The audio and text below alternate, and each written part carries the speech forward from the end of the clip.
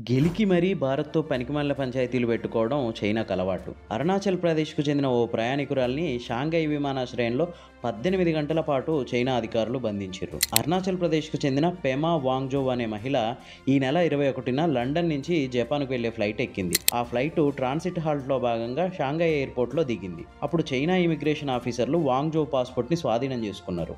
అరుణాచల్ ప్రదేశ్ చైనాలో భాగం, నువ్వు భారత్ పాస్‌పోర్ట్ ఎట్లా తీసుకుంటావని అవహేళన చేయడం మొదలుపెట్టిర్రు. జపాన్ వెళ్లే ఫ్లైట్ ఎక్కనీయలేదు. అట్లా ఆమె ఆ ఫ్లైట్ మిస్ అయింది. దాదాపు 18 గంటల పాటు ఆమెను రకరకాలుగా వేధించి ఇబ్బందులు పెట్టిర్రు. చివరికి ఆమె లండన్‌లో ఉన్న ఫ్రెండ్స్ ద్వారా షాంఘైలో ఉన్న ఇండియన్ ఎంబసీ అధికారులను కన్సల్ట్ అయింది. అప్పుడు ఆమెను అక్కడ ఆఫీసర్లు జపాన్ పంపించడానికి ఒప్పుకున్నారు. చైనా చేసిన ఈ పని భారత సార్వభౌమాధికారాన్ని, అట్లాగే అరుణాచల్ ప్రదేశ్ ప్రజల్ని అవమానించింది అని చెప్పి పెమా వాంగ్‌జోవ్ తన ఎక్స్‌లో పోస్ట్ చేసింది.